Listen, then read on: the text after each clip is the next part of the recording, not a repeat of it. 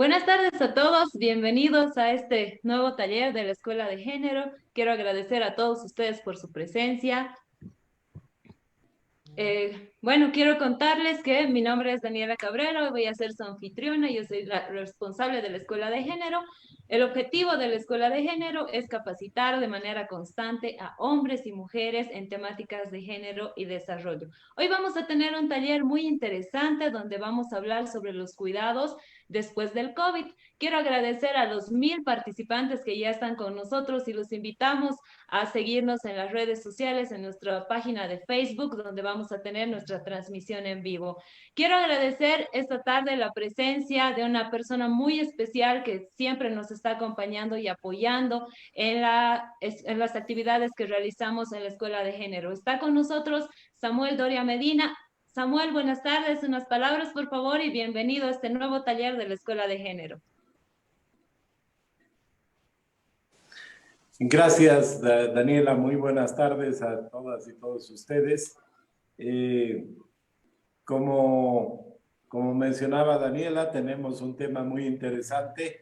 Daniela ha tenido el acierto de seleccionar temas que son de interés general. Hemos tenido a un doctor que nos ha explicado cómo tratar el COVID. Después hemos tenido a una doctora nutricionista que nos explicaba cómo mejorar nuestras defensas. Y ahora tenemos a Antonio López, que nos va a hablar qué es lo que hay que hacer después del COVID. En nuestro país las cifras dicen que hay 106,000 contagiados, pero estudios internacionales dicen que normalmente hay entre 3 y 5 veces más de lo que reportan las cifras, y eso es porque no se hace análisis a todos y hay muchas personas que han tenido la enfermedad y ni se dan cuenta.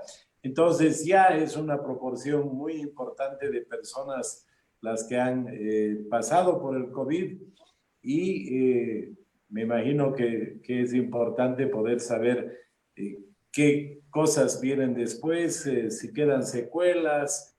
Eh, esta mañana, por ejemplo, me comentaba una autoridad y me decía que los policías eh, quieren tener otro tipo de equipos porque como han habido muchos policías infectados, creen que si se usa un gas lacrimógeno les puede causar un daño mucho mayor al que tenían antes.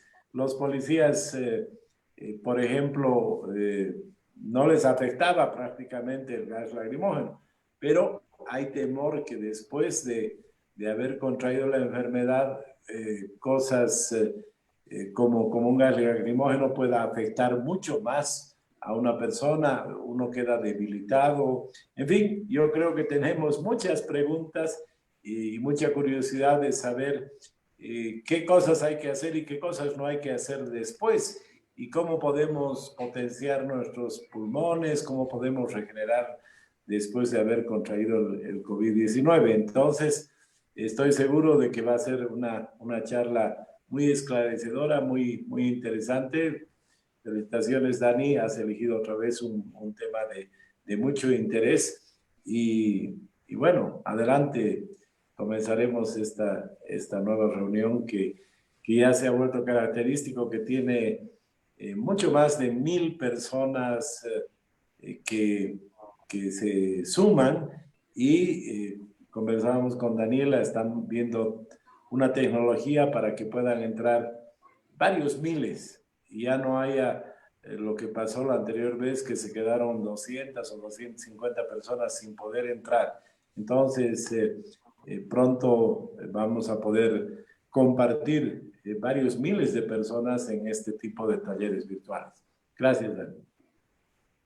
Muchas gracias a ti, Samuel, por estar esta tarde con nosotros y apoyarnos de manera constante en los talleres de la Escuela de Género. Bueno, vamos a iniciar. Te agradecemos por tus palabras y vamos a dar paso a nuestro invitado especial del día de hoy, el doctor Antonio López López. Él es médico cirujano, diplomado con un diplomado académico, es egresado de la Universidad Mayor de San Simón. Él tiene un certificado de especialista en médico internista del Hospital Japonés de Santa Cruz. Es especialista en neumología del Hospital de Clínicas José San Martín de Buenos Aires. También tiene un diplomado en la República de Uruguay sobre la medicina del sueño. Es experto internacional en metodología aplicada a la ventilación mecánica no invasiva en la Escuela Internacional de Ventilación Mecánica No Invasiva en Murcia. Él es miembro activo de la Sociedad de Neumología y actual presidente de la Sociedad de Neumología Boliviana. Un saludo, doctor. Muchísimas gracias por ya estar con nosotros. Le queremos agradecer por estar esta tarde y compartir todos sus conocimientos con las más de 1000 personas que ya están conectadas con nosotros, y un saludo también a todos los que nos siguen por Facebook. Adelante, doctor, por favor, iniciamos con usted con 40. Después seguimos con las preguntas. Gracias, buenas tardes y bienvenido. Buenas tardes, Daniela. Muchas gracias por la invitación. Espero que se esté escuchando bien mi audio. Perfecto. Entonces, es un honor para mi persona el dirigirme a tanto público y, por lo que veo, personas jóvenes. También está el señor Samuel Doray Medina, por quien tengo mi admiración y respeto, y muchas otras personas que seguramente están presentes, a las cuales también son y están tan interesados en seguir todo esto que nosotros habíamos estado viendo ya desde principios de año y que para mí constituye un examen. El mayor examen es para mí y para los neumólogos, el mundial de los neumólogos y de los infectólogos, habida cuenta de que esto tiene dos objetivos, aparte de haber tratado y haber colaborado en todos los ámbitos de primera, segunda, tercera línea para tratar de sacar a la salud de los bolivianos en esta pandemia, sobre todo de la salud respiratoria. También teníamos y tenemos la responsabilidad de cuidar a nuestro equipo de enfermería, nuestro personal de salud que trabaja con nosotros, y evitar el contagiarnos, que también era el otro objetivo, y es el otro objetivo todavía porque estamos seguramente en 3/4 partes de esta pandemia y nos falta el último recorrido. Voy a empezar a compartir la pantalla. Espero que se vea. Bien.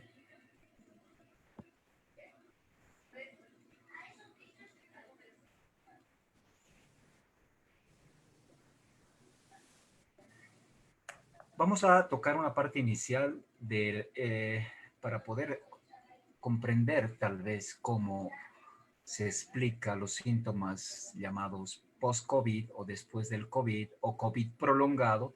Es importante hablar un poco de la fisiopatología, de lo que significa lo que significa la infección por COVID. Ustedes saben muy bien que ha habido grandes pandemias en toda la historia, ¿no? Desde la peste bubónica hasta la gripe española, pues también tuvimos la plaga de Justiniano con gran cantidad de millones de muertos. Esto no es nuevo. Nosotros ya lo conocíamos, el SARS 2002, y sabíamos que era bastante letal, 10% de letalidad, pero que se circunscribió a esto que podía ser una potencial pandemia, y además no se volvió tan contagioso. Tenía un índice de transmisibilidad de una persona que podía serlo entre máximo 2,5 personas, y se quedó el 2003 en 32 países. Luego, este mismo coronavirus, llamado MERS por el Medio Oriente, donde fue, su brote, tenía una poca contagiosidad, de más o menos de 0,3 a 1,3, pero tenía más letalidad. Y también teníamos y temíamos de que era más letal, 35%, podía transformarse en una pandemia. Y afortunadamente quedó, no se sabe por qué, circunscrito a 27 países. Recuerdan ustedes muy bien que lo que sucedió en el 31 de diciembre de 2019, ¿no? Con los casos que empezaron a aparecer en Wuhan, y empezaron a aparecer 27 casos de este síndrome respiratorio. Al día siguiente, el mercado de Wuhan fue clausurado. Es importante recordar todo esto, a veces perdemos la noción de la historia. 7 de enero se identificó una semana que se trataba del novel coronavirus, que después se catalogó como SARS-CoV-2, ¿no? Casi un mes después. Se secuenció genéticamente también antes del mes de esta pandemia, cosa récord, ¿no? Y además, esta enfermedad se la llamó COVID-19. Entonces empezaron a aparecer muchísimos casos y la primera muerte se empezó a dar el 12 de enero del 2020, ¿no es así? Y empezó esta línea de tiempo, ¿no? A lo largo de este mes, del primer mes de este año, con estas secuencias de eventos, ¿no? Hasta que se empezó a ver que el 20 de enero se confirmó una transmisión humano-humano, o sea que no era solamente una posible zoonosis, que sí lo es, pero empezó a verse transmisión humano-humano y justamente empezaron a ver ya en los primeros días del mes de febrero brotes en Corea del Sur, Italia, y como ustedes saben bien, en Europa con una gran cantidad de casos que realmente puso en vilo a toda la salud mundial. Esta zoonosis, no se sabe muy bien qué es lo que pasa, pero bueno, se sabe que el hospedador natural, ustedes saben muy bien que es el murciélago, y no sabemos cómo, en este momento, qué pasó, ¿no? Si fue manipulado, si fue un accidente, si fue algo de agresión a la naturaleza. Para mí tiene que ver algo de ambas cosas, pero este novel coronavirus fue justamente aparecido en este mercado de comidas exóticas en Wuhan, China, y bueno, se achacó a un huésped intermediario que podría ser muy bien un pangolín, un animal también semidoméstico de la China, que sí se come, digamos, que podía ser el huésped intermediario entre esto que era del murciélago y pasó al humano, y luego se volvió humano-humano. Entonces, esto era lo que empezó a pasar en esta línea de tiempo, ¿no? Desde China, habiendo pasado por todas las regiones de China, luego se extendió a países aledaños, se subió hacia la parte, digamos, norte de Europa, y saltó directamente a Estados Unidos. Entonces, de Europa, este gran salto que produjo hacia exactamente Nueva York, fíjense los datos de hace unos 5 a 10 minutos de lo que estamos teniendo en el mundo con este mapa de la Universidad de Johns Hopkins, donde hay 22.803.344 casos confirmados, siendo Estados Unidos, fíjense, estas cinco países con más prevalencia: Estados Unidos, Brasil, India, Rusia, Sudáfrica, y ahí tenemos en el sexto lugar a Perú, con casi más de 500.000 de casos. Estados Unidos, Brasil y México son los casos que tienen más decesos, ¿no? Y recuperados sigue siendo Estados Unidos el que mayor porcentaje de recuperados tiene. Tiene un sistema fortísimo de salud, y obviamente es lo que se espera. Los estadios de esta infección ya lo han debido revisar, pero nunca está de más saber que hay un periodo de 2 días de asintomático. Nuestros 2 días asintomáticos, donde el virus ingresa por las vías siempre respiratorias, es un virus respiratorio, ¿no? Eso no hay que perder de vista, que entra por la nariz y o boca. Muy poco frecuente que entre a través de la mucosa conjuntival, que digamos tengamos nosotros que frotarnos los ojos y autoinocularnos por vía nasal y oral, pero por la piel no ingresa. Tampoco es de transmisión placentaria y menos sexual. Se había pensado que podía ser algo así como el Zika, pero eso está totalmente descartado. Es un virus respiratorio que tiene esta primera fase asintomática y después invade a los receptores de las células, ¿no? Que empiezan ahí a multiplicar, a replicar el virus, ¿no? Eso ya se sabe muy bien por todo lo que se ha estudiado, sobre todo con los fármacos, para después pasar a una fase inicial donde el sistema innato lo puede eliminar tranquilamente, como lo hace con cualquier virus, con la producción de interferones normales producidos por nuestros linfocitos T, pero este virus tiene una capacidad de frenar esa inmunidad innata en algunos sujetos, no se sabe muy bien quiénes, probablemente genéticamente predispuestos, probablemente sean varones, probablemente receptores que tengan afinidad por ciertas hormonas como los andrógenos, pero lo más probable es que sea genético, ¿no? Y que estos receptores acepten a gran cantidad de virus y empiece toda una réplica viral, una multiplicación de miles de partículas virales que después pueden, además de producir este freno inmunológico, desatar otra liberación de una inmunidad que se llama adaptativa tormentosa, desproporcionada, que va a producir, no en todos, sino en un 20% de los casos, neumonías.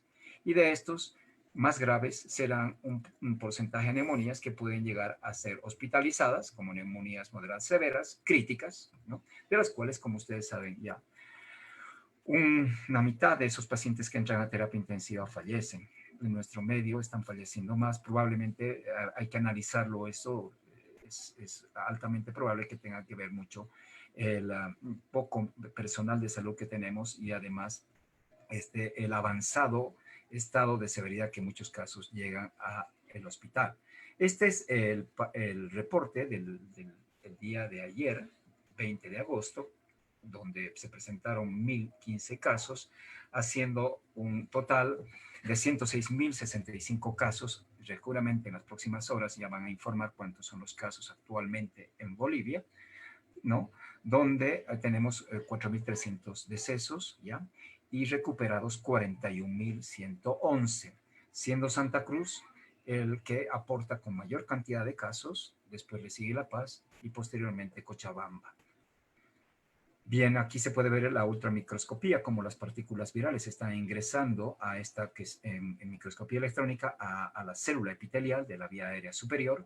Estas partículas están siendo captadas por endocitosis, ¿ya? Y ahí, bueno, sabíamos que esto se pegaba a la vía aérea superior, lo hace, perfecto.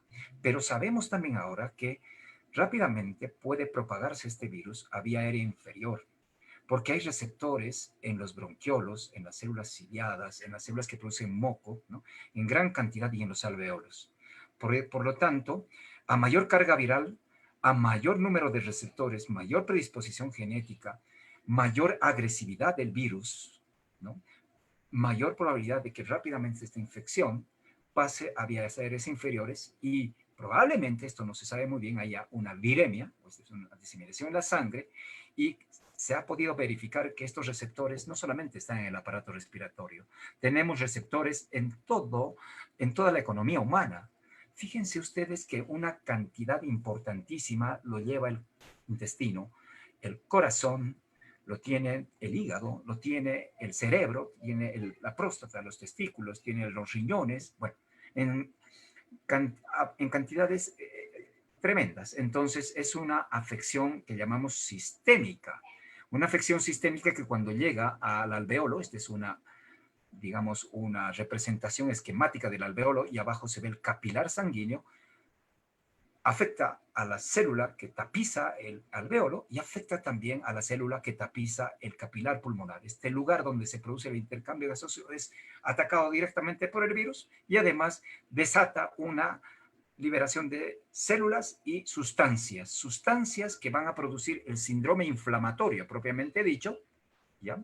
Que tienen que ver mucho con esto que se va viendo y que es importante en el seguimiento del paciente posterior al alta, ¿no? Es decir, los biomarcadores, que va a haber disminución de los linfocitos porque se van a activar, va a haber linfopenia, va a haber una activación de estas células que son los policías del alveolo, que son los macrófagos, va a haber activación de los macrófagos y van a haber sustancias en la sangre que nos van a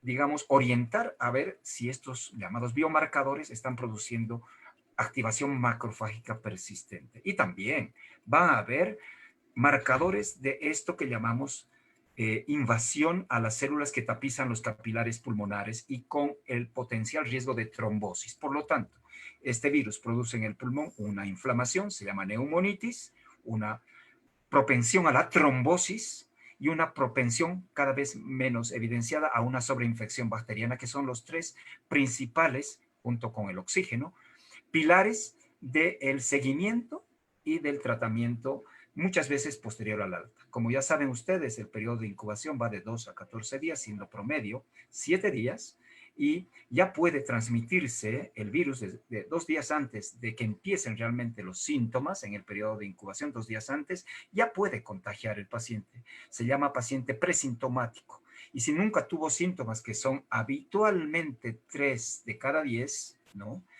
Estos también pueden ser bastante transmisores del virus. Pero si el paciente hace síntomas, normalmente esto discurre en 13 días. Durante ese periodo, generalmente 10 días, se excreta el virus. Ese es el tiempo en los cuales probablemente la PCR y el antígeno que se realiza por hisopado nasal u orofaringio sale positivo. Después va bajando el virus y ya no se lo detecta. Es así que después de la primera semana no se lo detecta. Cuando va bajando, afecta a vías aéreas inferiores y hay otros métodos para poder detectar el virus si es que se quiere. En términos prácticos, no requerimos esas muestras de broncoscopía, lavados bronquiales, y ya con imágenes, en caso de neumonía, o con pruebas de anticuerpos, hacemos el diagnóstico. Acá se puede ver claramente cómo la aportación del virus va a depender de la severidad del caso. Si son casos leves, normalmente son 10 días que va a ser contagioso a la persona. Si son casos de neumonías moderadas y severas, 2 semanas. Pero si son casos de neumonías más graves, críticas, puede durar hasta 21 días. Y todo eso va a depender de por cuánto tiempo solemos dar el alta médica a nuestros pacientes. Ustedes saben bien ya cómo se presenta. Creo que se han vuelto hasta autoexpertos en los síndromes, es decir, un conjunto de síntomas y signos de los pacientes, muy parecido a la influenza en algunos casos. Algunos tienen más manifestaciones digestivas, a veces están mezclados los síntomas, y característicamente se decía que podían tener fiebre, dolor de garganta y tos seca.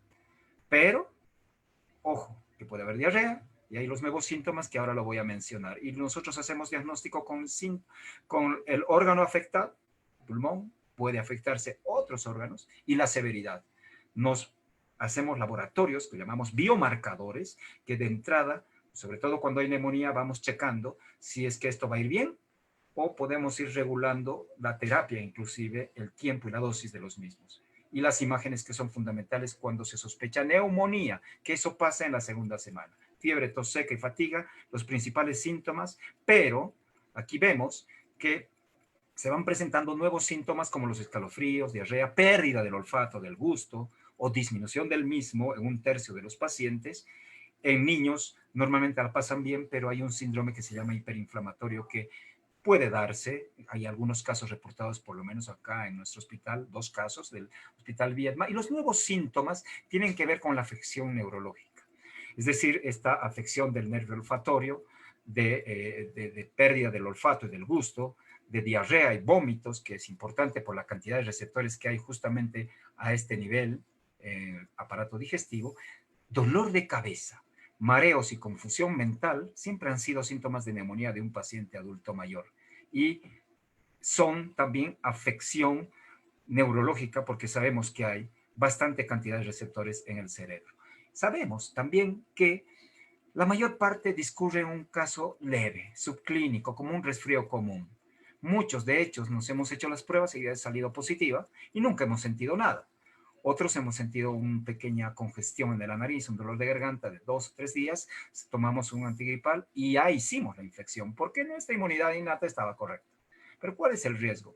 15% de casos que pueden dar neumonías, bueno, 20, 5 leves y 14% graves o severas que requieren hospital.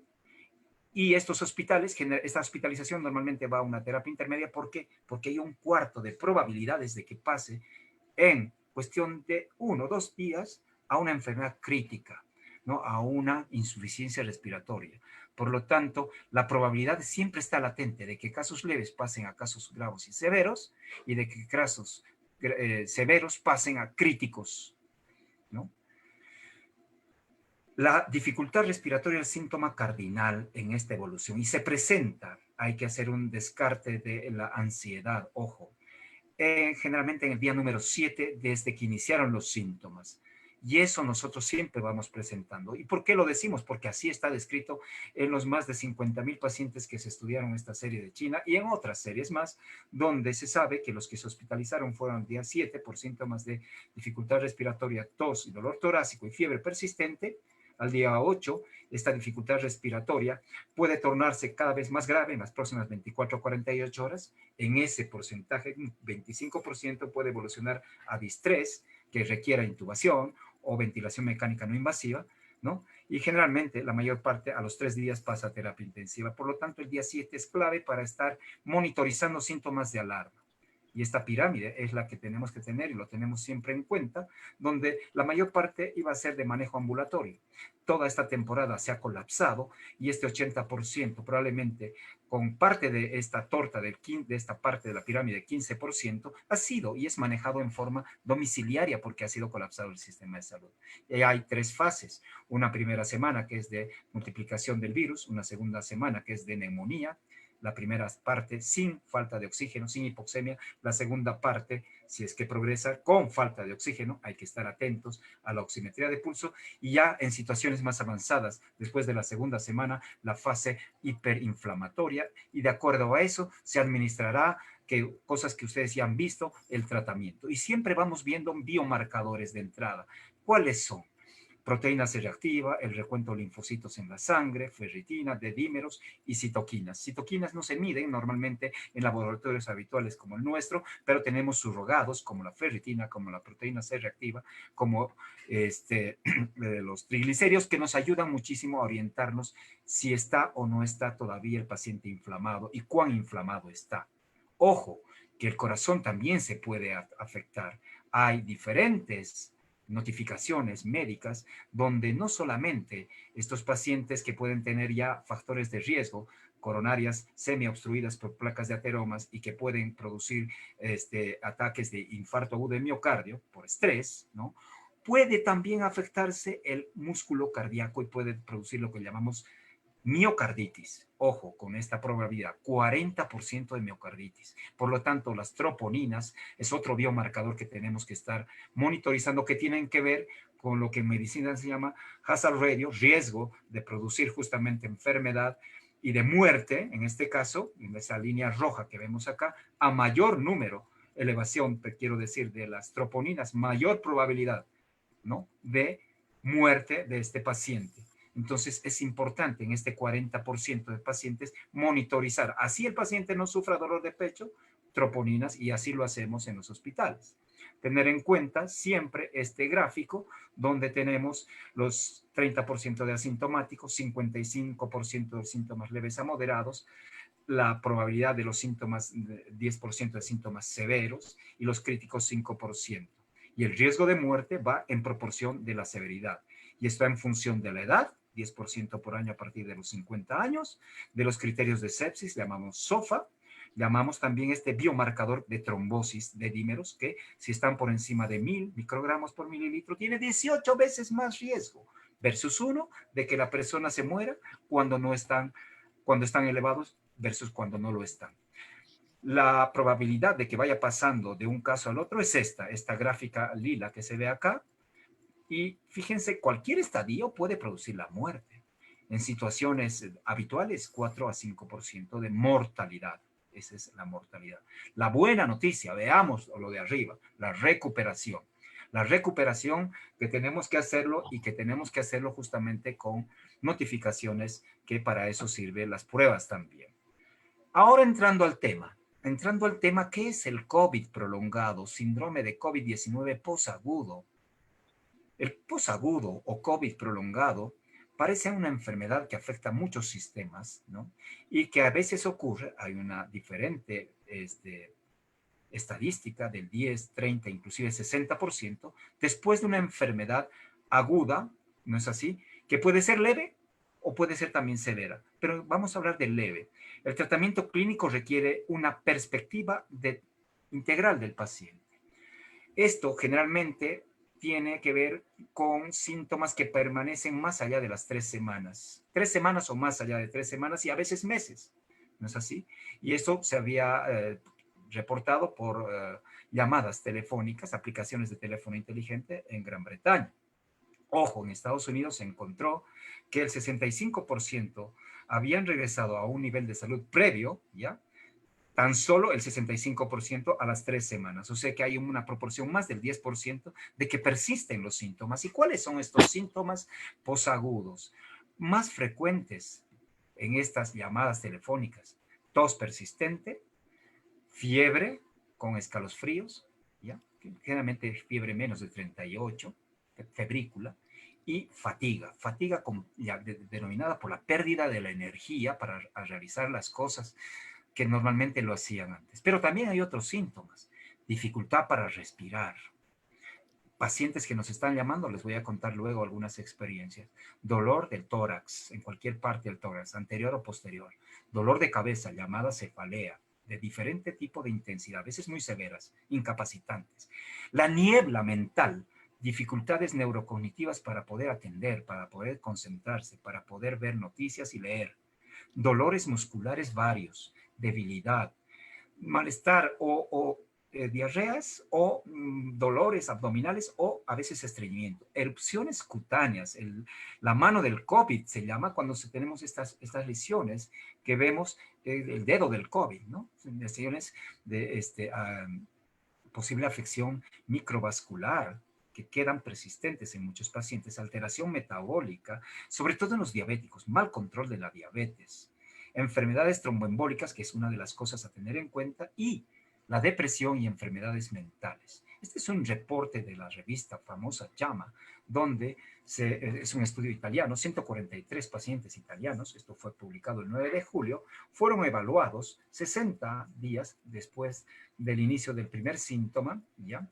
Y tan solo 12.6% estaban libres de cualquier síntoma. O sea, había por lo menos un síntoma. Y 32% tenían 2 síntomas. 55% tenían 3 o más síntomas. ¿Qué síntomas? Pues vamos a ver que había fatiga. Estoy tratando de compartir. Fatiga, dificultad respiratoria, dolores articulares, dolor del pecho, tos seca, pérdida del olfato aún. Síndrome seco llamamos a la pérdida de la saliva normal y de las lágrimas. Rinitis persistente, ojos rojos, alteración del gusto, dolor de cabeza, flemas, pérdida de apetito, dolor de garganta, mareos o vértigo, dolores musculares, diarrea. Fíjense la cantidad de casos, de síntomas que puede darse post-COVID, una innumerable cantidad, y afecta a diferentes sistemas. Estamos viendo que están afectando el sistema nervioso central, cognitivo, psíquico, sobre todo psíquico. Les voy a comentar una anécdota. Tengo una paciente que tuve que cortarla por salud mental, cuya hija estaba en España, pero realmente la tormenta de casos se dio hace más de un mes, donde yo realmente no daba abasto y esta persona ya estaba con síntomas de haber resuelto la neumonía, pero tenía múltiples síntomas, desde parestesias, manos frías, manos calientes, náuseas, vómitos, ansiedad, bueno, insomnio, y realmente me llamaban a cada rato y tuve que cortar porque bueno, lamentablemente estábamos priorizando, estábamos haciendo un triaje, en este caso telefónico, imagínense, en horas de la noche para poder asistir a casos más severos. También se pueden ver que hay afectación neuromuscular, respiratorio. Hay algo muy importante, la sarcopenia en las personas de 50 años o más. ¿Qué significa? Que no solamente que hayan afectado de COVID leve, moderado y peor si es severo, sino a las personas que están confinadas van perdiendo masa muscular por la falta de actividad física. Y eso repercute muchísimo en la salud en general. Otro reporte del CDC incluye casi algo de estos síntomas, variando un poco en la intensidad de los mismos, donde se presenta, ¿no?, fatiga, ¿no? Es así, que generalmente son más de un síntoma: fatiga, tos, dolor de cabeza, ojos rojos, etcétera, etcétera. Hay un estudio peruano que menciona que el 60% tenía síntomas 3 semanas después del COVID, donde habían dolores articulares, adormecimiento de las manos, manos calientes o manos frías, manos calientes, pies fríos, dolor de espalda, torácico anterior, persistencia de un dolor de garganta donde el paciente te insiste qué debe hacer, qué antibiótico debe tomar, falta de aire con saturaciones normales en nuestro medio, promedio, Cochabamba 90% más, La Paz 88% más, Santa Cruz 94% o más, falta de aire, pero sobre todo pánico, ¿no? Sensación de que se va a morir, que no ha quedado el mismo. ¿Y esto a qué se puede deber? A una alta carga viral, esto que se llama viremia persistente. Bueno, se podría decir que esto normalmente dura hasta 10 días. En caso de neumonías graves puede durar más tiempo, pero eso no significa de que vaya a estar todo el tiempo. A veces el PCR suele ser positivo por la huella genética del PCR. No significa que se está replicándose el virus. Que ingresó una alta carga viral, que hubo viremia intensa, sí. Que no desarrolló anticuerpos o fueron anticuerpos, digamos, cuantitativamente más bajos, sí. Pensar en una recaída es poco probable y hablaremos después de que si es que realmente hay recaída, cuando se encuentra un segundo PCR, ¿no es así? O un IgM persistente, no necesariamente significa recaída. Significa que hubo una alta carga viral, ¿ya? Que estuvo el paciente más o menos importantemente enfermo, pero que esto se va a ir eliminando posteriormente. No significa de que va a haber mayor complicación, sobre todo si ha pasado las 2 primeras semanas. Se han descrito secuelas respiratorias, que es, digamos, el campo donde yo manejo, musculoesqueléticas y neuropsiquiátricas. Esto ya les he dicho, depende mucho de qué órganos han sido afectados, de la masa muscular, pérdida de masa muscular, del estado cognitivo. Hay un estrés postraumático tremendo. A ver, quisiera comentarles esto porque realmente los médicos hemos sido afectados grandemente. Y porque somos duchos y más o menos la bandeamos, vivimos el día a día con esto, pero esto ha sido sobrecargado y nosotros tenemos un síndrome que se llama el síndrome del burnout. Pero la población en general, obviamente que se ha afectado y no sabe lidiarlo, y aquí estamos justamente para poder charlar de esto. En análisis de sangre, uno debe, al momento del alta, hacer un seguimiento, sobre todo si ha tenido el paciente síntomas de neumonía, biomarcadores, ¿no? Que nos orienten para ver si hay proceso inflamatorio con la proteína C reactiva, el recuento de linfocitos. A mayor número de linfocitos, mejor respuesta del sistema inmunológico, ¿no? Vamos viendo esto del estado protrombótico con lo que llamamos fibrinógeno de dímeros. Vamos viendo la afectación del miocardio con esto que llamamos troponinas. Y la sobreinfección con el biomarcador procalcitonina. Si algo quisiéramos como sociedad de neumología hacer es evitar el uso de antibióticos innecesarios, para lo cual es un sueño que tengo como presidente, que me tocan ya 2 meses más para terminar mi gestión, hacer que como el programa de tuberculosis, ojalá se haga un programa de infecciones respiratorias agudas. ¿Para qué?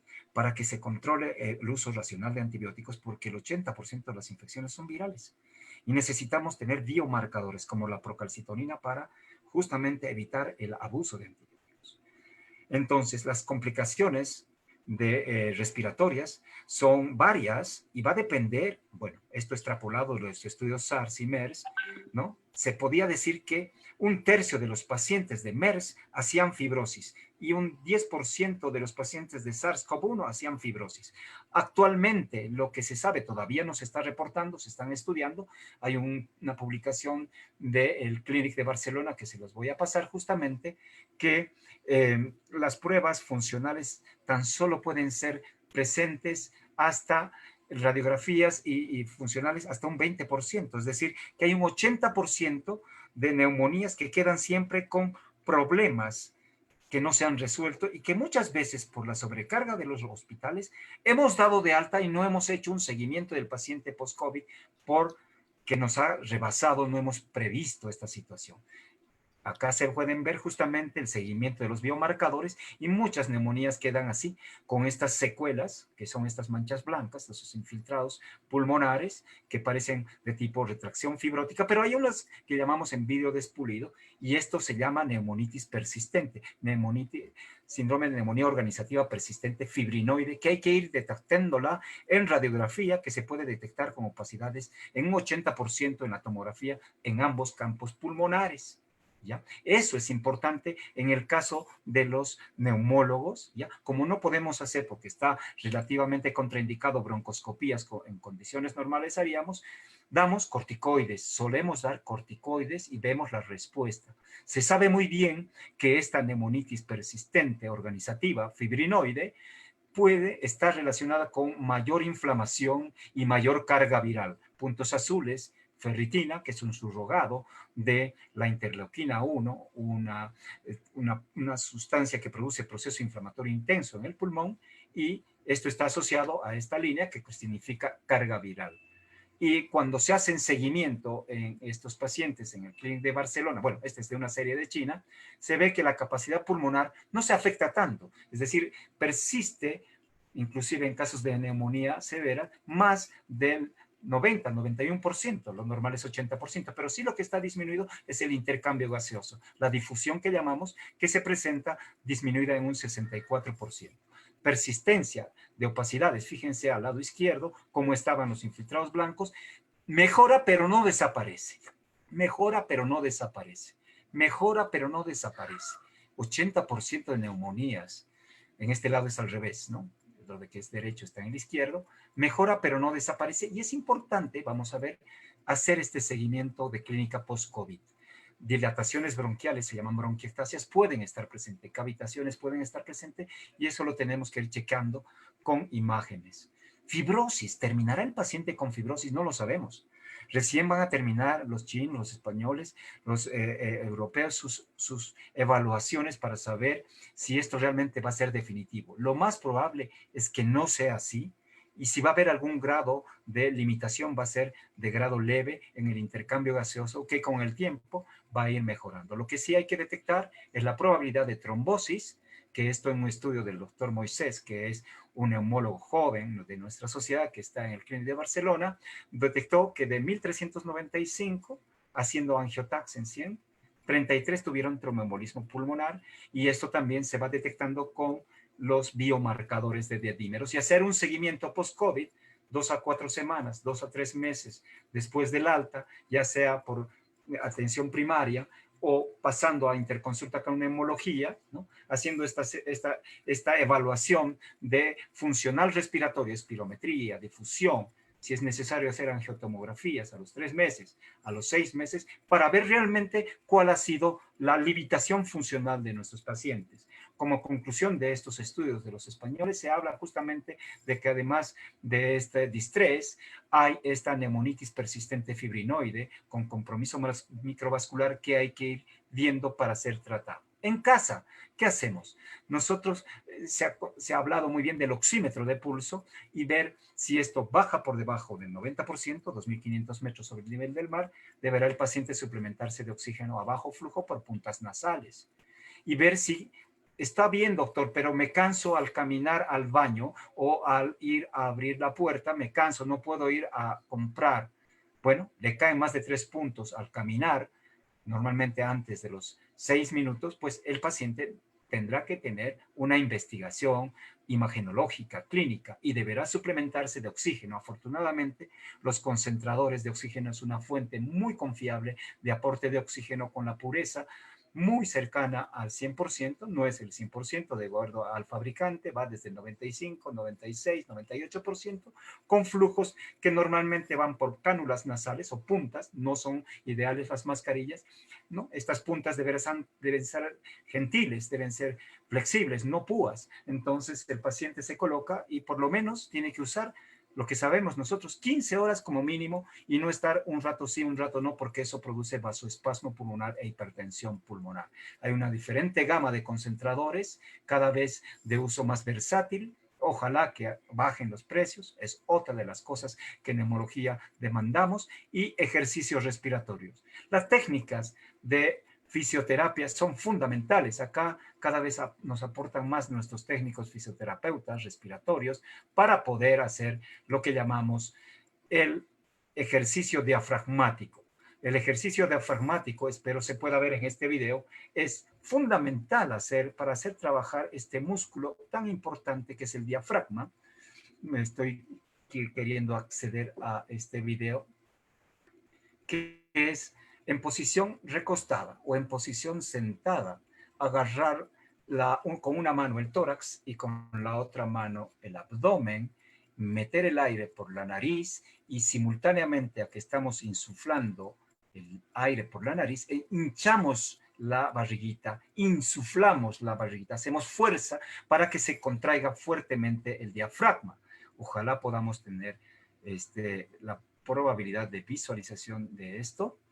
Y esto se pueden hacer 10 veces en la mañana, 10 veces en la tarde y 10 veces en la noche, 3 veces al día. Este es un ejercicio fundamental para recuperar el músculo más importante, que es el diafragma. Lo paso a compartir.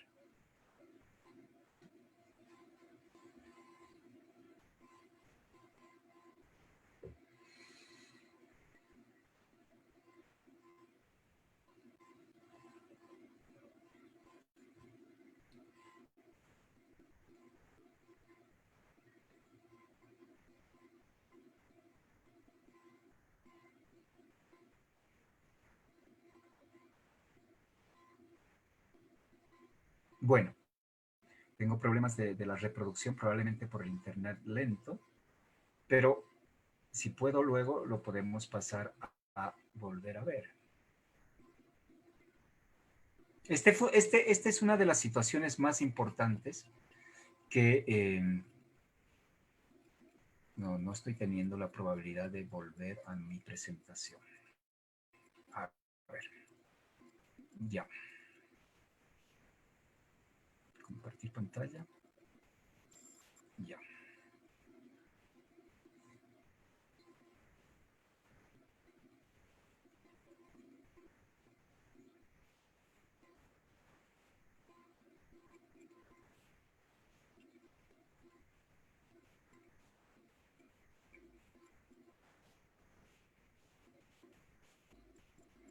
Me interesa, muy importante ver este video porque ahora sí.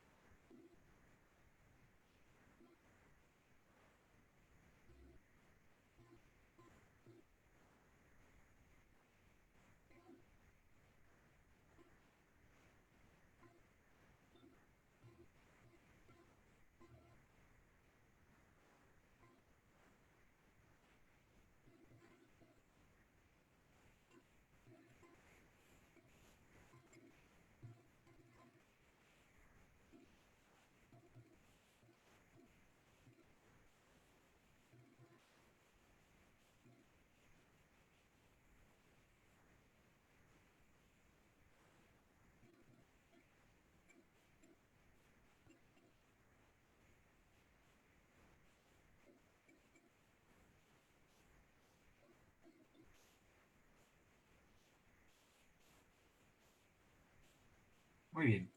Entonces, voy a terminar ya la presentación.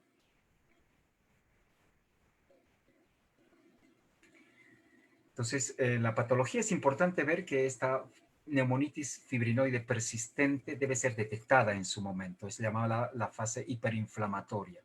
Y ahí usamos habitualmente dosis altas de corticoides, fármacos que están un poco caros, pero sí valen la pena utilizarla en su momento, ¿no es así? Para evitar estas secuelas a largo plazo. ¿Será que los esteroides que todavía están a largo plazo van a evitar que esta neumonitis fibrinoide persistente vaya a la fibrosis pulmonar? Solemos dar también colchicina, otro antiinflamatorio que se ha visto muy eficaz en las cirugías de revascularización miocárdica para evitar justamente síndromes inflamatorios o infartos posterior a esta revascularización miocárdica. Y extrapolando estos estudios se están investigando y se está viendo que hay buenos efectos, bueno, por lo menos en algunos estudios, a un principio y al final, o sea, en esta fase que llamamos fase post-COVID. Un antioxidante fundamental como la N-acetilcisteína, no como protusivo, sino como antioxidante, también puede ser utilizado a dosis altas, 600 miligramos, 1 o 3 veces al día.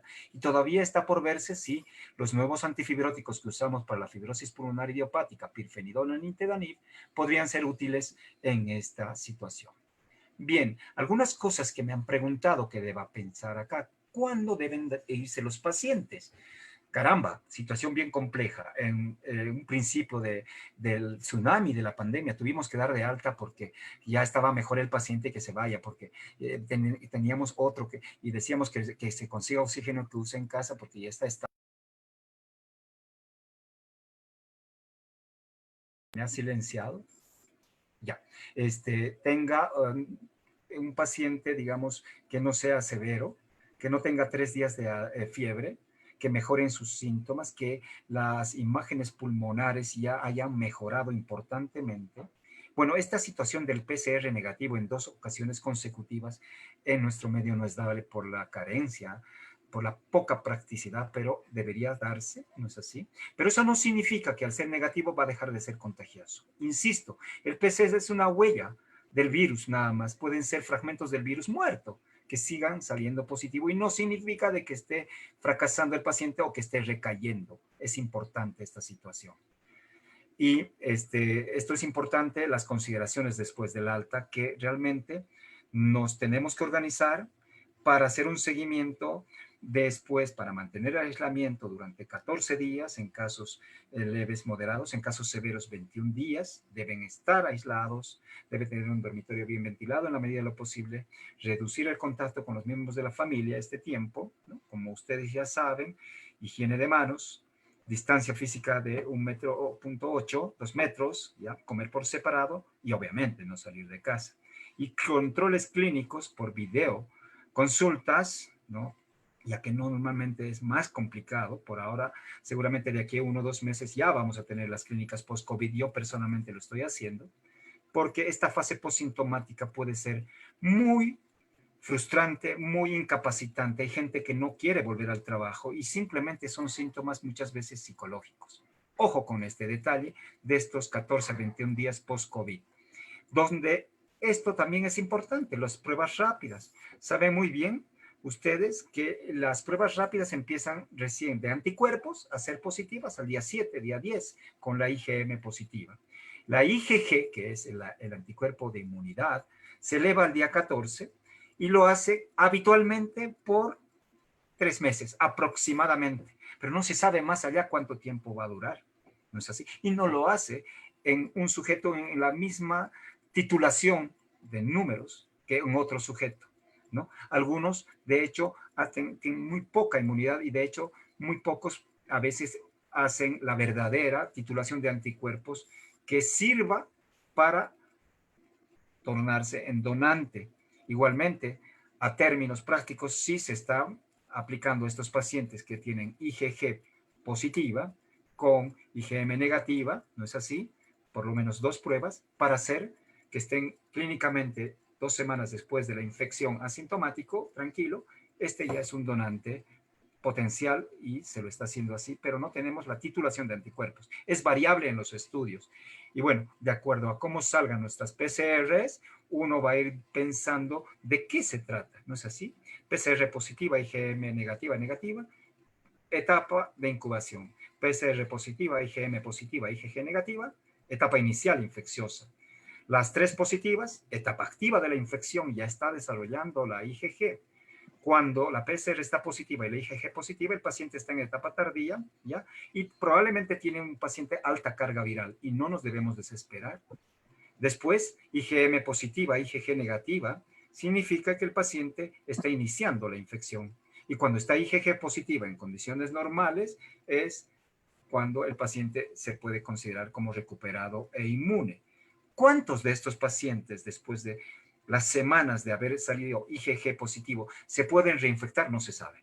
No se sabe y sería una irresponsabilidad mía decir que esto es una cosa muy frecuente. No, no lo es. La mayor parte de los casos se ha podido ver que son secuelas de una neumonía persistente, de un paciente que ha tenido alta carga viral, de que el paciente tiene todavía IgM positivo, pero no significa más que el paciente está, digamos, que puede inclusive estar 4, 6, 8 semanas con IgM persistente. ¿Por qué? Porque así lo han determinado sus anticuerpos de infección activa. Pero mientras esté con IgG positiva, proporcionalmente, si se hace cuantificación, uno tiene que ir tranquilizando a su paciente en esta circunstancia. Estas son olas que se van a venir y que quisiera que la vean, ¿no? La inmediata que hemos tenido justamente de esta llegada de pacientes a los hospitales, a las terapias intensivas, terapias intermedias.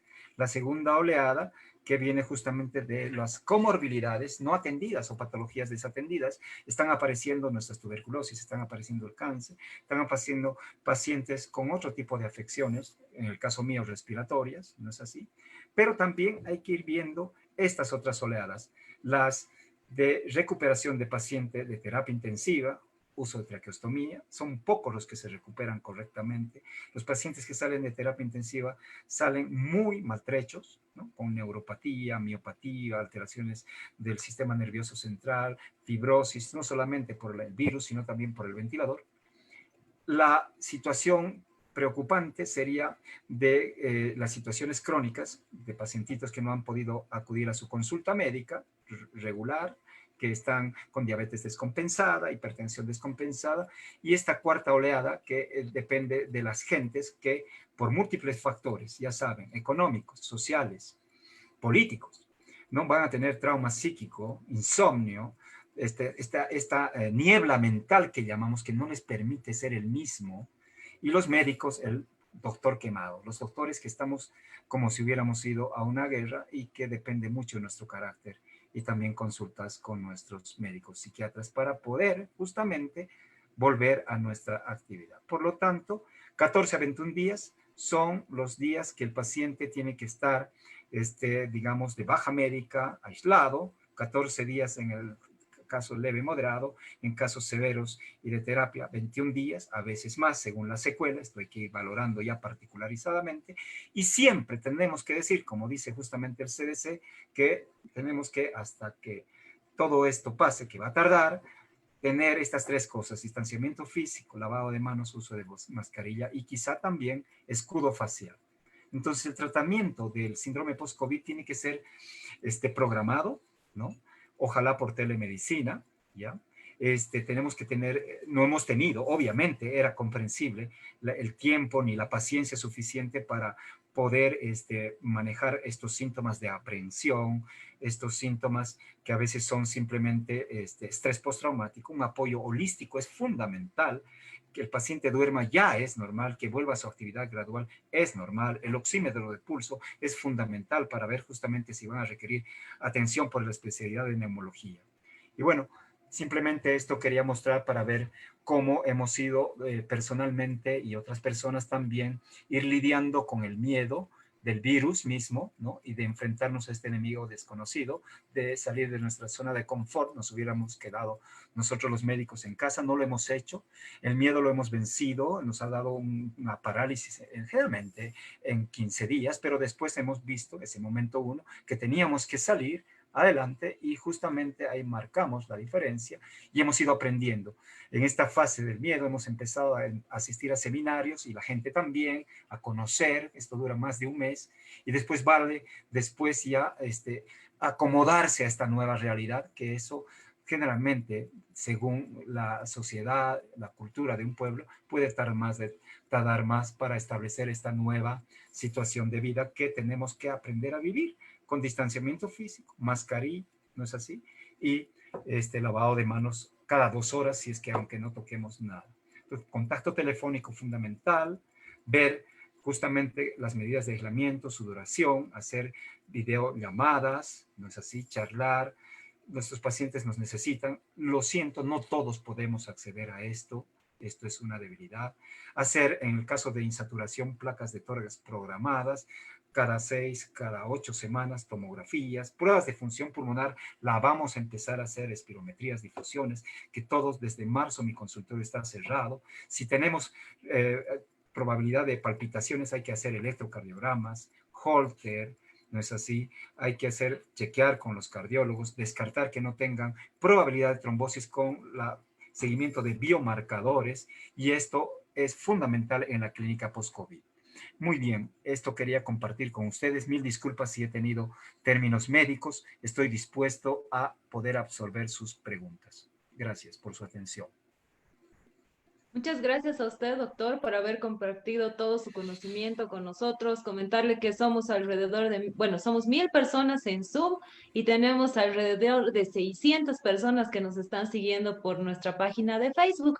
Y bueno, vamos a tratar de responder todas las preguntas que sean posibles. Le agradecemos mucho por su exposición, que ha sido realmente clara y nos ha ayudado a resolver muchas dudas que seguramente teníamos. Bueno, por favor, iniciamos con la ronda de preguntas, doctor. Si le parece, podemos hacer 3 preguntas al inicio para ver quiénes van a querer hacer su consulta. Les pedimos, por favor, que sean muy concretos al hacerla. Vamos a darles 1 minuto para que puedan realizar su pregunta. Bueno, ya tenemos acá, vamos a dar la palabra, por favor, a Sergio Quispe. Adelante, Sergio. Te escuchamos, por favor. Tienes 1 minuto para realizar tu pregunta. Ahí está. Adelante, Sergio, por favor. Buenas noches, muchas gracias por la participación y por el seminario que nos da en la conferencia, ¿no?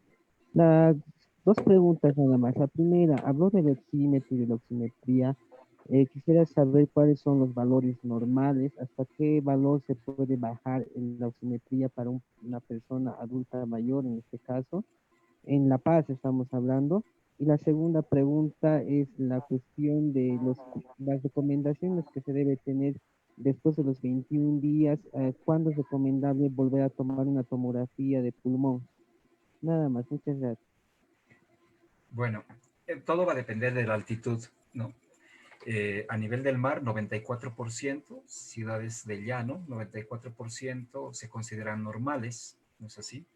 Ciudades intermedias, valles, 90% se considera normal. ¿Por qué digo normal? Porque hay una estrecha correlación de la saturación de oxígeno que se mide por el pulso oxímetro con cada latido, con lo que está disuelto en el plasma y que podemos medir por gasometría arterial. Es una curva que se llama una S itálica, que es una proporción de que 90% ¿ya? De la hemoglobina que está unida al oxígeno, saturada ¿ya? Con oxígeno, corresponderán a 60 milímetros de mercurio, que es el límite mínimo para hablar de insuficiencia respiratoria. Eso se mide por gasometría arterial. Sabemos que esta presión arterial de oxígeno está influenciada por la presión barométrica dentro de otros factores, humedad, por ejemplo, fracción inspirada de oxígeno que estás recibiendo, ya hay una ecuación. Y obviamente a menor, quiero decir, presión barométrica, altitudes elevadas, menor presión de oxígeno que lleva. Y eso es proporcional. Entonces, ciudades como La Paz van a ser diferentes al Alto, o Potosí, o Oruro, donde se consideran inclusive 86%, algunos hablan de 85%, como tolerable, como normal. Hay mecanismos compensatorios que tienen de muchos años los habitantes de la altura, o los que llegan y se aclimatan o se acondicionan por lo menos 2 semanas para que esto no les afecte. Pero una situación aguda de neumonía, claro que afecta. Entonces, un paciente en el alto que esté con síntomas respiratorios y que yo vea que esté saturando por debajo de 85%, es un paciente que requiere oxigenoterapia, que está en insuficiencia respiratoria. Bien, 3 semanas después del alta. Si va a depender de la magnitud y del tratamiento aplicado. Ojo, ¿no? Lo que estamos viendo es que muchos pacientes han hecho un tratamiento del combo, que no estoy de acuerdo, de acitromicina, ivermectina, ibuprofeno, antigripales, durante la fase neumónica. Y no es así. En la fase neumónica hay que hacer biomarcadores y hay que 4 pilares fundamentales. Oxígeno suplementario, biomarcadores de coinfección bacteriana, que son muy pocos y que se abusa de antibióticos. Prevenir la trombosis, porque sabemos que afectan los capilares y es una enfermedad protrombótica. Y prevenir la inflamación, ¿no? Y ahí están los corticoides. Entonces, si hay que usar corticoides, hay que usarlo bien. Y normalmente son 10 días. Nos ha enseñado un estudio que se llama el Recovery, son 10 días. Cuando no lo has aplicado bien, eso que llamaba yo neumonitis o neumonía organizativa fibrinoide persistente, que puede determinar que el paciente recupere completamente la función pulmonar si es bien tratada o no, va a depender de este seguimiento de biomarcadores de por lo menos 10 días en la fase neumónica de moderada a severa de dexametasona o su bioequivalente en otro corticoide. Entonces, estos datos son importantes. Los médicos estamos en continuos seminarios. No todos hemos podido hacer esto. Tampoco hemos podido acceder a la población. Nos ha llegado mucho. Nos hemos enfermado, nos hemos muerto y no hemos podido hacer lo que quisiéramos hacer cada uno de nosotros. El seguimiento va a depender entonces de la oximetría de pulso. Es un equipito que es barato, está entre 180 y 200 bolivianos, barato, quiero decir.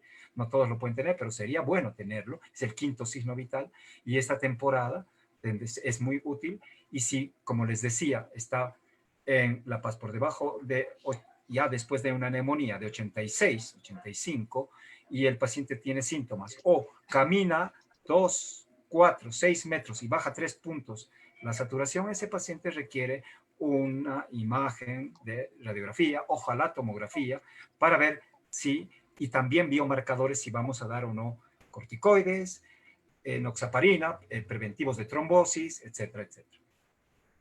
Y oxígeno persistente, más fisioterapia, son la piedra fundamental del seguimiento post-COVID en neumonía. Pero ojo, casos leves también tienen síntomas no respiratorios, ¿no?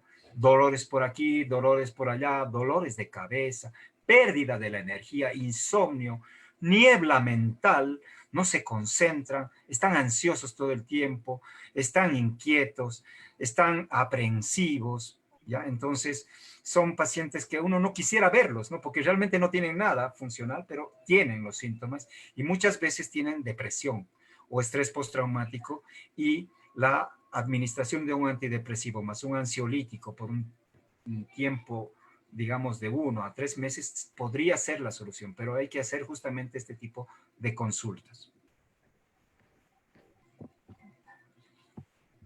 Perfecto, adelante, por favor, Marieli Sánchez.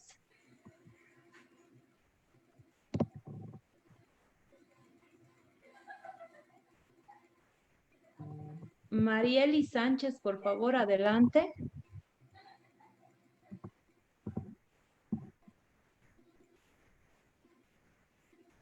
Bueno, mientras tanto vamos a responder una pregunta que nos llega desde el Facebook. Por favor, doctor, si me permite. ¿Se considera normal la saturación de oxígeno en Cochabamba en un paciente que cursa ya con fibrosis pulmonar? ¿Cuánto sería el parámetro de saturación que deberíamos tomar como normal?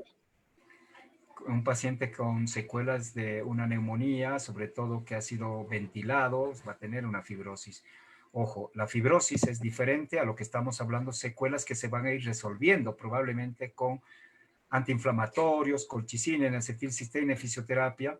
Es de buen pronóstico. Estamos mencionando que esto que llama la gente fibrosis puede ser una neumonitis persistente organizativa fibrinoide que tiene un potencial, una potencial resolución de los síntomas y del daño pulmonar.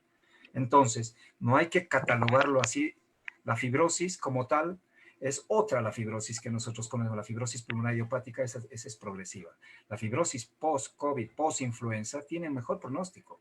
Probablemente no terminen en el 100%, pero sí, con un seguimiento adecuado van a mejorar. El oxígeno suplementario, digamos en Cochabamba, tiene que ser lo suficientemente en litros por minuto, suficiente como para que tenga 90 o más de 90.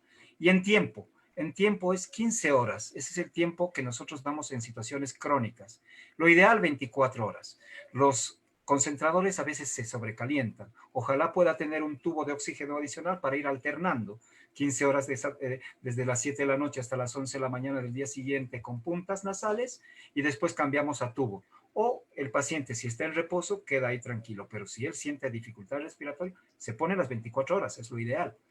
Entonces, mientras la dosis de oxígeno en flujo sea 90% para Cochabamba o más, igualmente para el Llano y para La Paz, ojo, entonces es lo adecuado.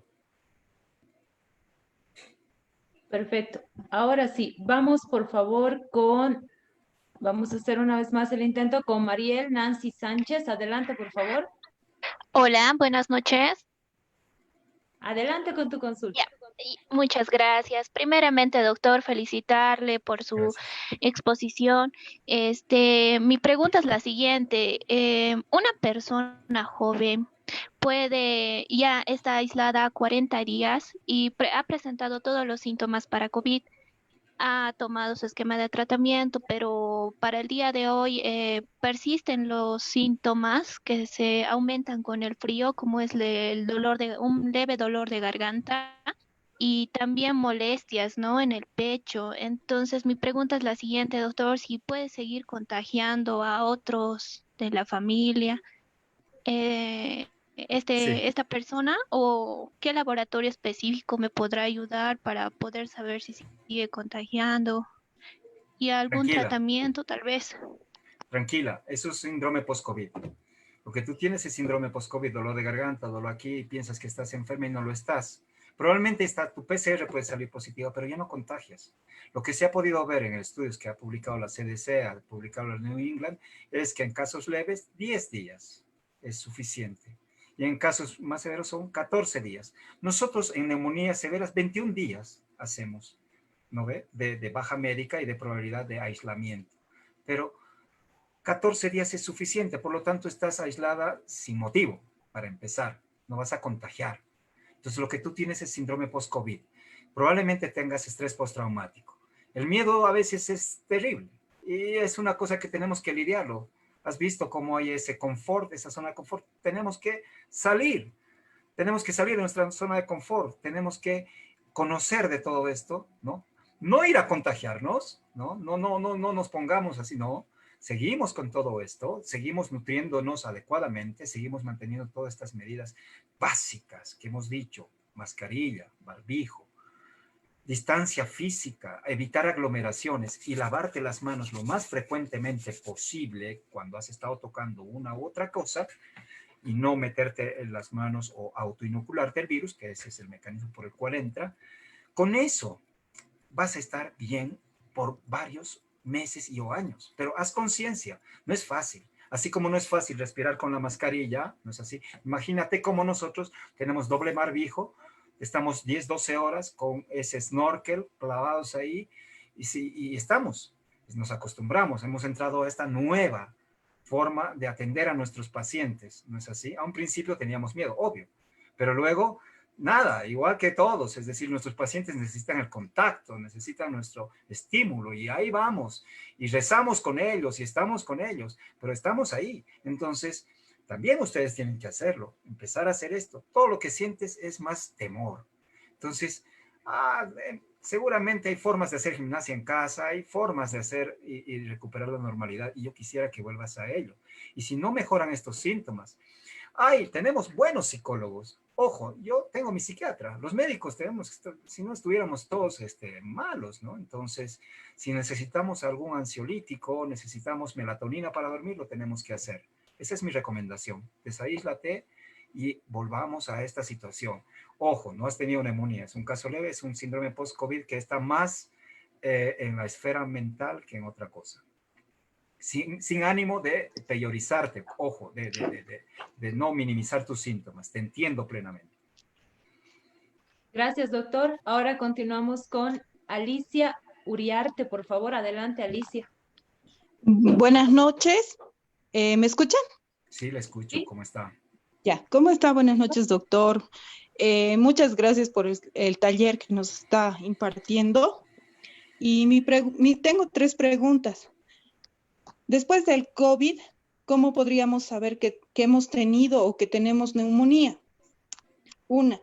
Dos, en los niños es normal que persista la tos, o sea, de vez en cuando persiste la tos en mi niña. Y después, si después de seguir el tratamiento con los medicamentos, sale una prueba, o sea, ya hemos pasado el COVID y tenemos el IgM positivo y el IgG positivo todavía. Y en la caja nos han recomendado volver a tomar los medicamentos. ¿Es necesario o no? No, para mí no es necesario, como lo había mencionado, ¿no? Para responder esta pregunta que es muy frecuente.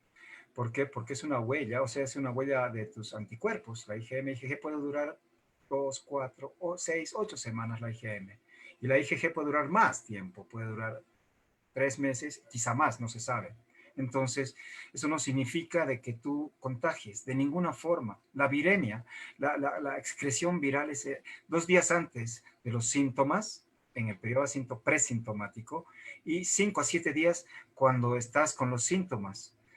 Dolor de cabeza, fiebre, dolor de garganta, malestar general, eso es la tríada clásica, o pérdida del olfato, del gusto o diarrea. Ahí, la primera semana contagias. Después, contagias muy poco. Por seguridad se tiene 14 días. Eso es lo que se ha podido ver. Entonces, está más en la cabeza. El segundo PCR, el segundo positivo, puede ser simplemente, digamos, te haces PCR, pero doctor, estaba en la primera semana positivo, estoy en la tercera, sigue siendo positivo. Son fragmentos del virus ARN que están positivos. Es en la tuberculosis hacemos lo mismo. Es decir, no diagnosticamos con PCR, pero no hacemos un seguimiento, porque siempre vamos a pensar que estamos fracasando en tuberculosis con la prueba de PCR. Por lo tanto, en el virus pasa lo mismo, ¿me entiendes? Y no hay cultivos virales para que hagamos, eso se hace en investigación. Pero ya se sabe, ya te acabo de decir, 10 días y ya 14 días y ya no contagias a nada. La neumonía. La neumonía es en el día 7 del inicio de los síntomas frecuentemente y hay que estar atento a los síntomas de alarma. Hay neumonía que se llama feliz o hipoxemia feliz, que es en los primeros 7 a 10 días donde el paciente tiene neumonía, pero no está sintiendo falta de aire. Ojo con este detalle, por lo tanto la oximetría es fundamental. Checarla entre el 7, 10, 14º día, ¿ya? Y si baja la saturación, y aunque no tengas síntomas, hazte. Consulta a tu doctor, te va a hacer una placa y si puedes una tomografía y va a detectar neumonía. Después de eso, es que tuviste una neumonía, no lo detectaste y ya estás en la fase hiperinflamatoria. Muchos han pasado así. Entonces, normalmente yo creo que ya no vas a volver a hacer neumonía. Otra cosa es la tos persistente y los datos de rinitis y tos persistente que pueden seguir siendo parte del síndrome post-COVID. Ojo, hay que detectar hiperreactividad bronquial, procesos alérgicos, atópicos previamente, sobre todo en un niño, para poder tratarlos adecuadamente. No sé si he respondido a tu pregunta. Gracias, doctor. Seguramente que lo ha hecho. Usted está siendo muy claro en responder las preguntas. Bueno, continuamos, por favor, con las consultas. Vamos a responder una pregunta de Facebook de Ivonne Gutiérrez Molina. Ella nos dice, no tuve COVID. Por prevención estuve 21 días en cuarentena. No tuve ningún síntoma, pero al final tuve y aún persiste el dolor de espalda agudo persistente a nivel de los pulmones. ¿Qué debo hacer, por favor? No tengo tos ni gripe, tengo 49 años. Gracias por tu pregunta, Ivonne. Mucho tiempo estuvo aislada, ¿no? Yo creo que es más, como les dije, una cosa es el confinarse, el hacer cuarentena, y otra cosa es el aislarse, ¿no? Del resto de la familia, digamos, ¿no? Entonces, tranquila, yo creo que ya no contagias nada. El dolor puede ser un síndrome post-COVID. Si tú saturas bien, no pasa nada. Nunca está de más una imagen de radiografía. Si persisten los síntomas, puedes tener alguna otra cosa, sobre todo el dolor pleurítico. ¿Qué es el dolor pleurítico? Cuando tú respiras hondo y te corta la respiración y no puedes respirar. Ese es el dolor en puntada de costado pleurítico y necesitas unas imágenes lo más antes posible. Pero si es un dolor pues esto forma parte del síndrome post-COVID. Lo que te recomiendo, fisioterapia. Nuestras fisioterapeutas son magníficas para calmar el dolor si es de pared torácica. Gracias, doctor. Continuamos, por favor, con Cecilia Álvarez. Adelante, Cecilia, por favor, la escuchamos. Buenas noches, doctor. ¿Me escucha? Sí, le escucho muy bien. Buenas noches. Ya. Bueno, doctor, yo he caído el 26 de junio ya con el COVID, con los síntomas, y luego me dieron positivo más o menos el 8, pero yo estaba mal desde el 3 al 10, totalmente mal, ¿no?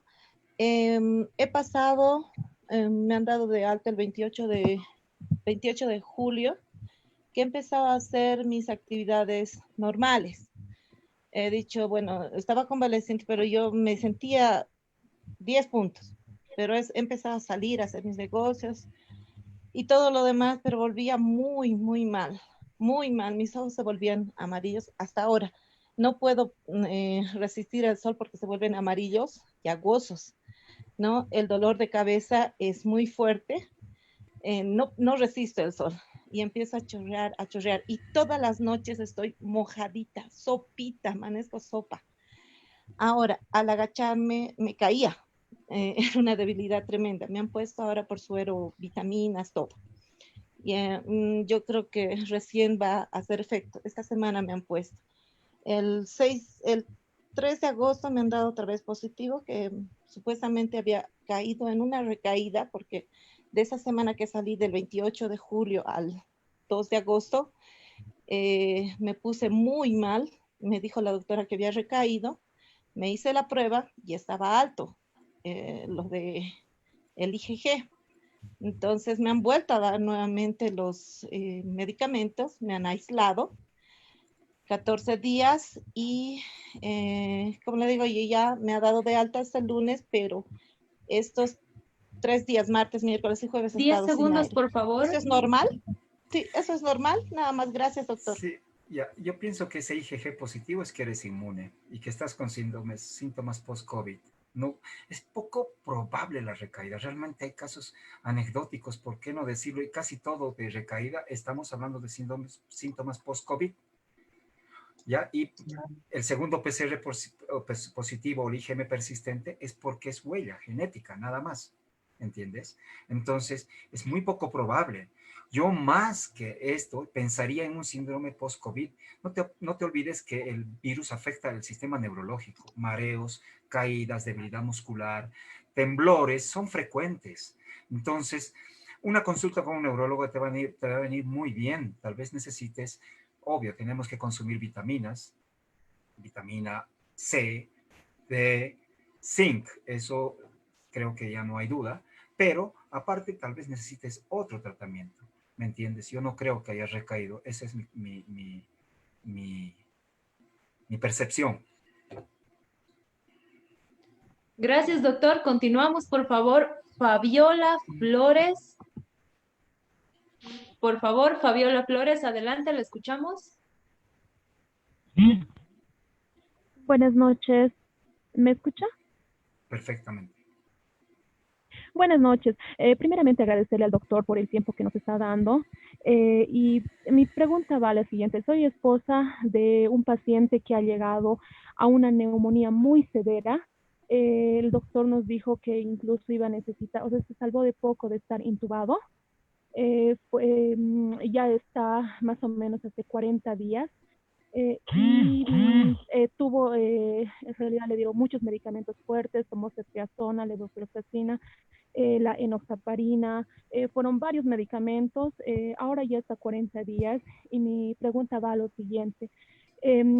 Sus pulsaciones, el ritmo cardíaco, doctor, le comento que cuando está echado le llega más o menos a 88, 89, pero una vez que se para, incluso llega hasta 145, ha llegado en alguna ocasión, 114, hasta 145 le llegó lo máximo, pero cuando hace un poco de esfuerzo, 120, 130. Eso, doctor, en un paciente ¿Es normal? ¿Se le va a quitar? ¿Y qué consejo me podría dar, doctor? Muchas gracias. Ya. Oximetría, aparte de las pulsaciones, ve la saturación. Si baja la saturación, si estás en La Paz, los parámetros que hemos dicho, esa taquicardia es proporcional a la hipoxemia, o sea, es normal, ¿ya? Pero si su saturación es normal y tiene taquicardia, ¿ya? O sus pulsaciones irregulares, hay que descartar las arritmias que están, he mencionado de la miocarditis, no te olvides, y las arritmias. Ojo, entonces ahí hay que hacer un electro y hay que hacer estos marcadores, se llaman troponinas, ¿no es así? Porque probablemente tengamos que volver a utilizar corticoides.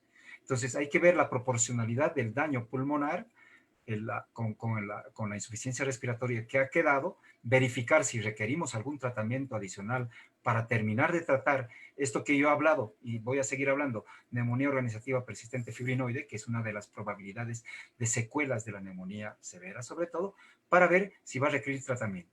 Si no tiene nada pulmonar, ojo con las arritmias y las miocarditis. ¿Me entiendes?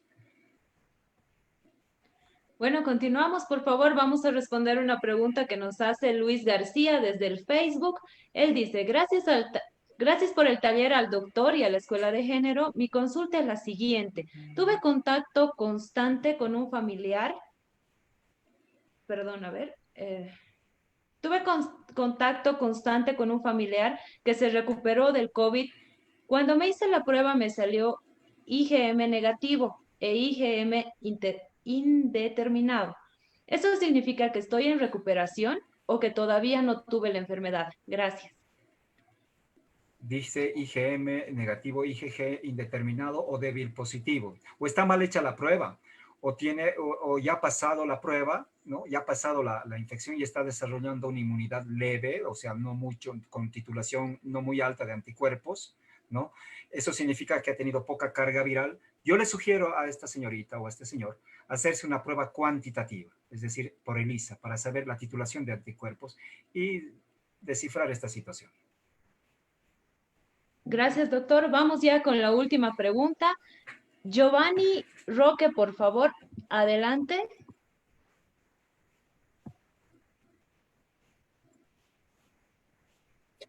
Giovanni Roque. Sí, estoy acá. Mi pregunta es, ¿cuánto tiempo a partir de que me he dado positivo, de que han empezado los síntomas, ya no voy a contagiar a nadie? Y la segunda pregunta es, por ejemplo, mi niño, cuando nos dio los síntomas, mi niño ha estado 2 días con los síntomas. Sin embargo, ahora después de 30 días ya, permanece con moquito, o sea, le sigue saliendo harto fluido de la nariz. ¿Eso es normal o qué tengo que hacer? Bueno, su pediatra nos dijo que teníamos que tratarlo con Typerec para niños. ¿O qué más puedo hacer o cuándo puedo alarmar? Disculpe. Ya, yo pienso que 10 días a 14 días como máximo, si no has tenido neumonía. Después ya no contagias. Eso que te quede claro, o sea, tranquilízate en ese sentido, ¿no? Porque hay ese temor, todos tenemos el temor de no contagiar a nuestros seres más queridos. Pero ya sabemos, desde el inicio de síntomas que confirmaste tu virus, son 10 días, 14 días el margen que nos damos, ¿no es así? Tranquilo, si no has tenido neumonía. Bien, tu niño con síntomas persistentes post-COVID, que seguramente se ha contagiado, debe tener una rinitis o una rinosinusitis. Normalmente esto es la rinitis postinflamatoria y va muy bien con los corticoides intranasales. Pero ojo, habría que revisar un poquito a los niños, descartar infección y tal vez pulsar suero fisiológico y algún corticoide intranasal por un par de semanas o meses. Nos va muy bien con los niños y no produce ningún tipo de síntomas adicionales. O tal vez un antihistamínico asociado. Entonces no lo veo como severidad. A veces más es nuestra fricción que lo que realmente se ve. Yo lo tranquilizaría al señor Giovanni. Bueno, muchas gracias, doctor. Lamentablemente hemos llegado ya al final de nuestro taller. Tenemos muchísimas preguntas en el Zoom, alrededor de 30 consultas todavía. Tenemos muchas preguntas también en nuestra página de Facebook. Queremos agradecerle de verdad por haber estado esta noche con nosotros, por haber aceptado la invitación de manera desinteresada de la Escuela de Género para hablar con alrededor de 1.600 personas ya en este nuevo taller de la Escuela de Género. Le agradecemos mucho, por favor. Gracias por estar en primera línea luchando con esta pandemia y cuidando la salud de todos los bolivianos. Y lo esperamos muy pronto. De todas maneras, le vamos a pedir que nos dé su información para que la gente se pueda contactar con usted y la vamos a publicar en nuestra página de Facebook. Muchas gracias, doctor. Dios lo bendiga. Cuídese mucho y sus palabras de despedida, por favor. Gracias, Daniela. Gracias a todos los organizadores de este evento. Me parece magnífico llegar a la gente, sobre todo a los jóvenes. Los chicos tienen que perder ese miedito, ¿no? Es decir, como les digo, esas fases que nosotros los médicos a pasos agigantados lo hemos tenido que hacer porque hemos tenido que ir al frente y nada, y seguimos en el frente. Entonces, nada, no es que haya perdido el miedo al virus, pero el respeto siempre está, pero hay que concientizar de las medidas de protección y estar atento a nuestra nutrición, hacer ejercicio en casa, tener una buena actitud ante esto. Hay otros problemas que se van a ir presentando, lo estamos viendo en el país y obviamente tenemos que pensar que somos fuertes y que nuestra inmunidad innata es la adecuada, ¿me entienden? Y ahí tienen que ver mucho los centros emocionales, una serie de situaciones que hacen holísticamente al ser humano y su salud. Yo les pido que estén atentos siempre a las informaciones, a los números que da nuestro ministerio de casos, ¿no es así? De cuándo acatar, cómo acatar las cuarentenas, los encapsulamientos, de ser responsables consigo y con su entorno. Y estoy seguro que al hacer eso, ustedes se van a empoderar correctamente de lo que significa esto, que es salud, en este caso preventiva. Les mando un gran abrazo, cuídense todos y que Dios los bendiga también. Muchas gracias, doctor. Gracias por haber estado con nosotros. Y bueno, lo esperamos muy pronto acá para dar más talleres en la Escuela de Género. Muchísimas gracias. No se vaya, por favor. Queremos agradecer a Samuel Doria Medina también por todo el apoyo que nos da para la organización y el desarrollo de los diferentes talleres de la Escuela de Género. Bueno, por favor, quiero agradecer además a todos y a todas ustedes por haber estado conectados con nosotros en esta ya tarde, noche, para hablar sobre este tema tan importante como es el post-COVID, ¿no? Entonces, también quiero informarles de que el día martes, no se olviden que los talleres de la Escuela de Género se realizan todos los martes y viernes a partir de las 18:30.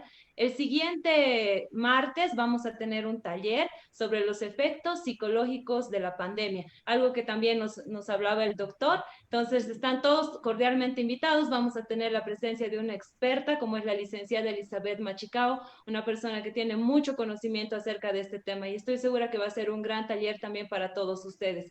Están todos cordialmente invitados, los esperamos el día martes a las 18:30 y ahora sí, por favor, como ya es una tradición de la Escuela de Género, les pedimos a todos ustedes que, bueno, a los que nos están acompañando en Zoom, que por favor puedan prender sus cámaras y regalarnos una linda sonrisa para nuestra foto grupal virtual, que va a quedar como un lindo recuerdo de este taller. Sonriamos a pesar de los momentos difíciles que estamos viviendo, como bien decía el doctor, la actitud ante todo es importante. Muchísimas gracias a todos, mandamos un beso grande a todos los que nos están siguiendo por la página de Facebook. Y ahora sí, por favor, les pedimos prender a todos sus cámaras y regalarnos su mejor sonrisa, porque la van a poder encontrar nuestra foto virtual en nuestras páginas de Facebook y del Instagram. Bueno, ahora sí, vamos a pedir, por favor, que sonrían. Ahí tenemos a Lorena, a Víctor Alanoca, que nos están regalando una sonrisa, Claudia Ríos, Samuel Doria Medina, regálenos su mejor sonrisa, por favor, para nuestra foto grupal virtual, que la vamos a publicar en nuestra página de Facebook. Doctor, sonría, por favor, que ya estamos ahí, gracias a Rodrigo Martínez, que él es el encargado de tomar las fotos. Ahí tenemos a Isamar Linares, tenemos a Mariela, Alejandra, que están sonriendo, Melanie, Katy también, que está ahí regalándonos su linda sonrisa. Vamos a ver a quiénes más tenemos conectados. Los que todavía no han prendido su cámara, por favor, háganlo y regálenos una sonrisa. Ahí tenemos a Paul Careaga, a Dayan Durán, que le pedimos también que encienda su cámara. Tenemos a Danilo Aguilar, a Luana Gómez, Itamar Illanes también, a Jacqueline León desde la ciudad de Cochabamba, que nos está acompañando. Un beso grande, Jackie. Por favor, no estén tan serios, regálenos una sonrisa, salgamos sonrientes y muy, muy felices en nuestra foto grupal virtual. Tenemos a Romano Julio también, ¿Quiénes más nos faltan? Por favor, prendan su cámara. Ahí tenemos a Amalia Paza, acompañado de su niño, para que nos regale una sonrisa. Verónica Eugenia, Analicia Rodríguez también, Angélica Rojas, Verónica Inés. Ahí tenemos a todos ellos regalándonos una sonrisa. Janet Vargas también, sonriente. Trini Alavi, Sara Moreno, a ver, ¿a quiénes más tenemos ahí? Ahí está Lucero Sempertey también, que está cuidándose con el barbijo. Muy bien, Lucero, Dios la bendiga mucho. Continuamos, por favor, tenemos a Pati Loza, Carla Villarruel, Julia Tarqui, Joaquín Delgado también ahí cuidándose con el barbijito. Muy bien. Continuamos, por favor, les pedimos que prendan sus cámaras y nos regalen una sonrisa. Ahí tenemos a Katy Camacho, que está con su bebé. Un beso grande para todos ustedes. Tenemos a Fidel Dionisio también. Y Walter Romero, Carola Leighton, que está ahí con sus linda sonrisa. Gracias, Carola, por regalarnos esa sonrisa que va a estar publicada en nuestras páginas de Facebook. Como les decía, no se olviden, por favor, mientras los que faltan van prendiendo sus cámaras y nos regalan una sonrisa. Ahí tenemos a Rosángel Torres. El día martes tenemos un nuevo taller de la Escuela de Género donde vamos a hablar sobre los efectos psicológicos de la pandemia. Es muy importante también tocar este tema y lo vamos a hacer acá en la Escuela de Género, acompañada seguramente de todos ustedes. No se olviden que los certificados digitales, van a estar ya en 48 horas en sus correos electrónicos. Les pedimos que por favor los revisen. Además, esta grabación está ya en nuestra red social de la Escuela de Género, donde ustedes van a poder acceder si es que la desean compartir o volver a ver si es que todavía les ha quedado alguna duda. Un saludo a Juana Quispe también, que está ahí conectada con nosotros. Les pedimos a los que todavía no han prendido su cámara lo puedan hacer para tener un lindo recuerdo de este nuevo taller. Ahí tenemos a Wendy Pérez también, Lourdes Árvales, Mariana Guachaya, Yane Vélez. Y bueno, ahí tenemos a varias personas que están con nosotros. Muchísimas gracias a las 1,600 personas que han sido partícipes de este taller. Les agradecemos mucho por su participación constante en los talleres de la Escuela de Género. Nuestra familia va creciendo cada día más. Y bueno, esperemos muy pronto romper un nuevo récord. Y tenemos el compromiso, además de Samuel, que nos va a ayudar para poder ampliar nuestra plataforma virtual y así poder ser miles de personas capacitándonos de manera constante. Muchísimas gracias a todos ustedes y los esperamos el día martes a las 18:30. Dios los bendiga mucho. Gracias al doctor López, gracias a Samuel Doria Medina y a todos ustedes por haber participado. Buenas noches, por favor, no se olviden usar el barbijo, lavarse las manos y, como decía el doctor, mantener el distanciamiento social. Dios nos bendiga a todos, bendiciones para ustedes y su familia y nos vemos el siguiente martes. Buenas noches, buen descanso, gracias a todos, buenas noches.